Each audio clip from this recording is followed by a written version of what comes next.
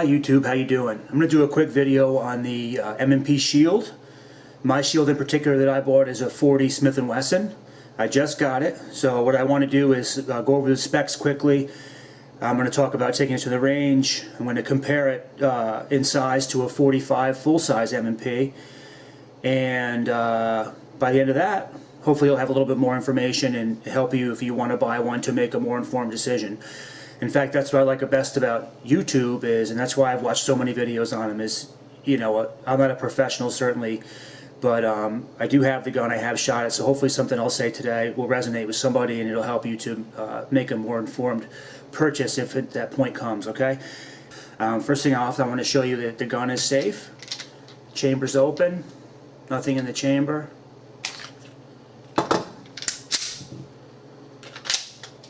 So the gun's safe. I actually got the M&P Shield sort of by luck. I was on Gunbroker looking for something else, honestly, and lost an auction and went to the main page and saw there was a Shield on there with a little bit of time left and jumped on it. These retail for $449. Of course, I paid a little more than that, but I really wanted one. So what I want to do today is go over a few of the specs, talk about my time at the range. I have a short little video just of 5 shots I took with some iCam glasses, and compare it in size to the 45 full-size M&P, and talk a little bit about how I changed the sights on here and something to look for when you change the sights. Quickly, you can see the specs anywhere really, but in this particular Shield it came with 2 magazines. There's one 6-round, one 7-round. The 7-round is obviously the one I have in here with the extension. The barrel length is 3.1 inches. Overall length of the Shield is 6.1 inches. Okay, the overall height is 4.6 inches. It weighs 19 ounces empty. And the trigger pull on this is 6.5 pounds. This Shield actually has a safety. So there is the safety. I've seen people talk about the safety and whether it should be on there or not. I like it. I don't have a problem with it. So that's on there as well. The only question I have about this one, honestly, and what I found when I first got it, was it's kind of the magazine or the slide release is very stiff. Aside from that, I do like it. And one of the reasons why I got it, you'll actually see when I pull the slide on the 45 next to me, it's actually easier. But the reason I got it was because I wanted to have something that I could actually carry. My other gun I have, another handgun I have, is a 32. Glock 32, which I love, which is actually a little bit more fun to shoot than this, but it is thicker and heavier and a little bit harder to conceal. So this will be my conceal carry gun.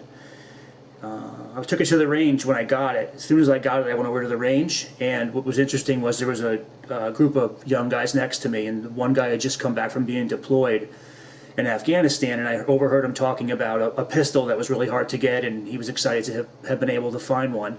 So I asked him if he wanted to shoot my Shield, figuring he'd be interested since it is hard to get.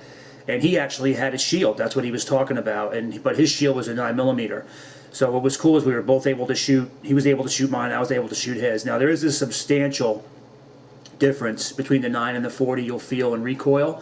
Certainly if you're going to buy a carry gun, that's a decision you have to make. There's certainly nothing wrong with a 9mm.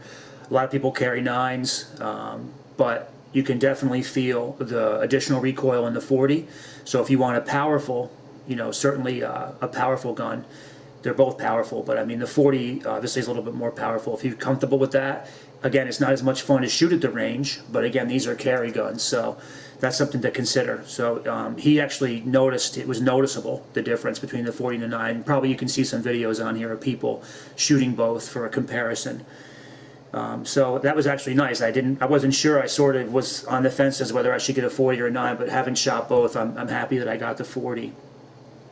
If you can look real quick, here I have a full-size 45 M&P. You can see this has been made safe as well. But if you just look in comparison to the size, this is the full-size 45, and here's the Shield. So you can see that, you know, the Shield is much smaller. Okay, we know that, but you can see it's also going to be considerably thinner. Okay, so it is nice and it is concealable, much less obviously than a full-size 45. But this will just help you to get a comparison in terms of size and what you can expect. It's hard to tell the size from the video. You don't know how big my hands are. But anyway, there you go. On this particular shield, I did change out the sights, and I put on Williams fire sights on it, and that was actually an interesting experience. I would recommend, if you're not a patient person and you're not, careful, to definitely take that to a gunsmith to have it done. I was lucky enough to have a friend help me who's a lot more patient than I am, and took about 45 minutes, honestly. These sights on here were very difficult to get off and do so without damaging the gun. So we did do that, and I do like that, like I said. So I hope that helps somebody who's interested in getting one. I do have a quick video I'll add to the end of this, just 5 shots at the range. I took them with some ICAM glasses.